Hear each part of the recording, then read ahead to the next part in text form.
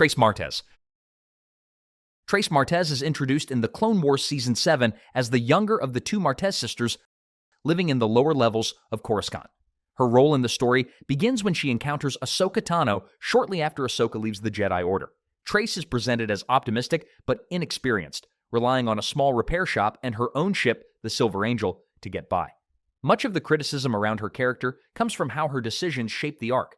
She impulsively signs on to dangerous jobs, questions Ahsoka's judgment at key moments, and on more than one occasion escalates situations that Ahsoka then has to navigate around.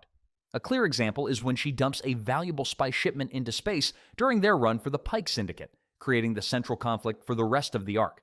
Her dialogue and interactions often highlight the sheltered perspective she is compared to the Jedi or the war around her. The show uses Trace to represent everyday civilians caught between factions, but her storyline is built on choices that fans found frustrating or repetitive. The narrative also emphasizes her reliance on Ahsoka, which makes Trace feel less like an independent character and more like a vehicle for Ahsoka's development. Combined with the pacing of her episodes and the limited depth she receives in comparison to other Clone Wars characters, Trace became one of the more divisive additions to the final season. General Hux. General Armitage Hux serves as one of the senior commanders of the First Order, positioned alongside Kylo Ren during the era of the sequel trilogy. From his first appearance, Hux is portrayed as an officer defined by ambition, insecurity, and rigid ideological loyalty.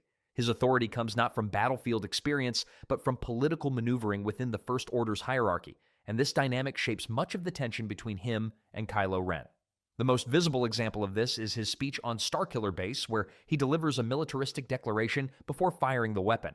While the scene establishes his role as a fanatic, his later actions reveal a character more concerned with status and survival than conviction. Hux's relationship with power is central to why he became unpopular among fans. His leadership style relies on issuing commands from a distance, avoiding direct risk, and attempting to assert dominance through presentation rather than capability. Even inside the First Order, he competes for influence rather than demonstrating competence. This pattern becomes clear during The Last Jedi, where his authority is repeatedly undermined and his attempts at control fail to produce results. His inability to command respect makes his scenes shift tonally, creating moments where he is meant to be threatening but comes across as ineffective. In The Rise of Skywalker, his sudden reveal as a spy reinforces the perception that Hux is driven primarily by personal resentment. The motivation he gives, sabotaging the First Order simply to inconvenience Kylo Ren, reframes him not as an ideological traitor, but as someone incapable of acting beyond his own rivalry.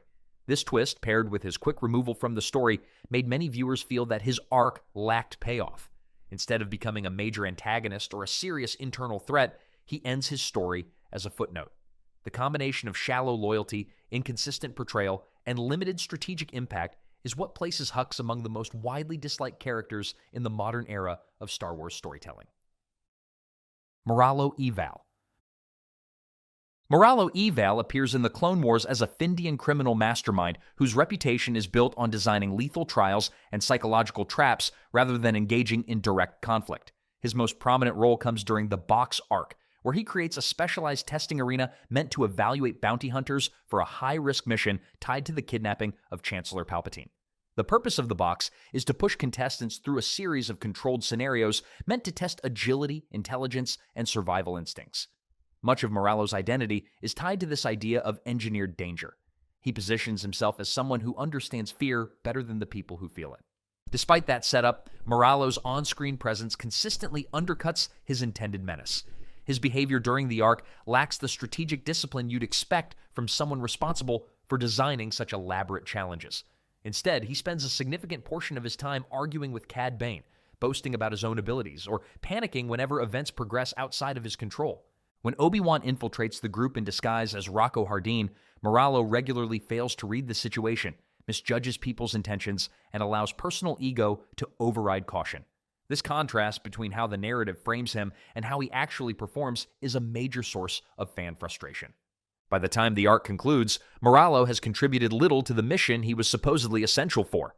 His involvement highlights a pattern of overconfidence, inconsistency, and misplaced self-importance. Instead of demonstrating the intelligence that characters around him insist he possesses, he repeatedly needs others, especially Cad Bane, to keep him focused or prevent him from making impulsive mistakes. His final scenes reinforce this disconnect.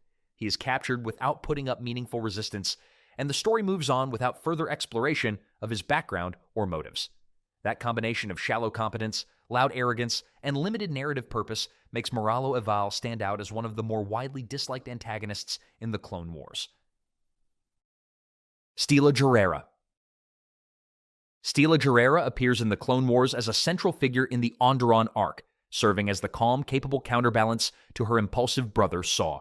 She's intended to represent the ideal of a principled revolutionary, someone who fights not for ego or chaos, but for the liberation of her people from separatist control.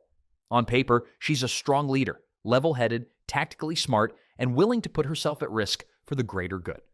The show positions her as the emotional anchor of the rebel movement, the one person who can unite conflicting personalities and provide structure to a chaotic uprising. But for many viewers, Stila's portrayal ends up feeling uneven. Her leadership role, while important to the story, evolves very quickly, and the pacing of the arc doesn't give her much space to grow into it. She's suddenly elevated above more experienced fighters, and several key moments revolve around the narrative, insisting she's essential rather than showing her earning that position gradually. The rush dynamic becomes especially noticeable when she's pulled into a brief romantic subplot with Lux Bonteri.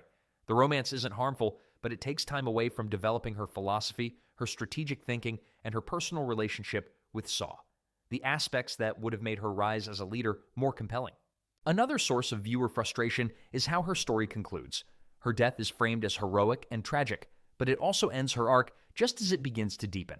Instead of seeing her influence shape the long-term trajectory of the Onderon Rebellion, or watching her ideological differences with Saw evolve, the narrative removes her entirely, leaving her as more of a symbol than a fully realized character. This gives her legacy weight, but it also leaves many feeling like she was introduced mainly to die, which affects how people perceive her role.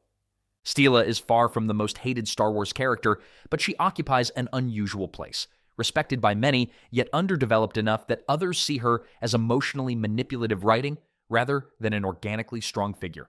When a character is framed as inspiring but isn't given enough time to actually be inspiring, it creates a disconnect, and Stila Gerrera sits right in that gap. Clone Commander Fox. Commander Fox is one of the most consistently disliked clones in all of the Clone Wars, and unlike fan favorites such as Rex, Fives, Cody, or Wolf, Fox's reputation comes from a long list of decisions that paint him as rigid, overly aggressive, and ultimately responsible for some of the series' most frustrating moments. Stationed on Coruscant as the leader of the Coruscant Guard, Fox is tasked with protecting the Republic's capital, a job that demands discipline, but Fox takes that concept to an extreme. His most infamous moment, of course, is the killing of Fives. During Fives' desperate attempt to expose the inhibitor chip conspiracy, Fox arrives, panics, and shoots him despite the fact that Fives is unarmed, weakened, and trying to explain himself. Fans don't dislike Fox because he made a mistake. They dislike him because it feels like the show repeatedly positions him as the embodiment of blind obedience. Instead of exercising judgment, listening, or even hesitating, Fox instantly defers to authority and reacts with maximum force. It's not just the Fives incident. He orders aggressive responses multiple times throughout the series, often escalating situations instead of stabilizing them. Another reason Fox ends up unloved is the contrast between him and the clones we do admire. The show spends a lot of time humanizing other units, giving them personalities, values, and emotional arcs. Fox, meanwhile, is almost always shown as the strict enforcer of unpopular orders, someone whose loyalty to the Senate outweighs any empathy he might have. We never see his interiority, his doubts, or his relationships, which leaves fans with a character who feels cold and unrelatable next to the more fully developed clones. It also doesn't help that the Coruscant Guard often gets framed as the bad cops of the Republic. They're the ones arresting innocent people, enforcing political paranoia, and carrying out the Jedi Council's most questionable directives. Fox becomes the face of that reputation. Even if he isn't intentionally malicious, his role within the system, and the way the writers use him, turns him into an antagonist to characters the audience loves. In short, Fox is unpopular not because he's evil, but because his actions repeatedly clash with fan favorites, and the story never gives him the depth or perspective needed to balance that out. He's a cautionary example of how loyalty without judgment can become destructive, and a character many viewers love to hate. Rey Skywalker. Few characters in modern Star Wars are as polarizing as Rey.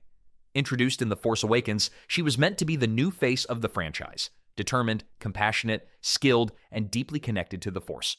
But while many admire her optimism and strength, others criticize her arc as rushed, inconsistent, or shaped around narrative convenience rather than organic development.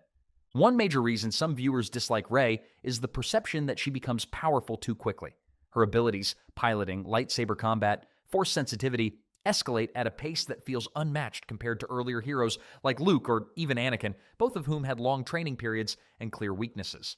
Rey picks up techniques rapidly, often after single moments of exposure, which creates the widespread claim that she's a Mary Sue. Whether or not that label is fair, the feeling comes from how rarely the films let her struggle or fail in a meaningful way. Another source of controversy is her shifting identity. Across the trilogy, Rey cycles through several possible origins: unknown scavenger, nobody, the granddaughter of Palpatine, and finally, self-chosen Skywalker.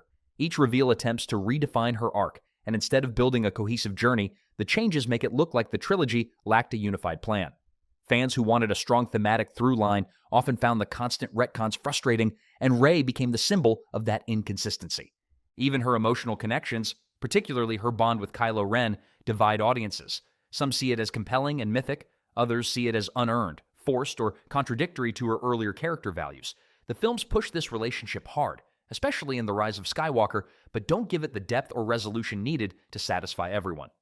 Finally, Rey bears the weight of representing the franchise itself during a time of division in the fanbase.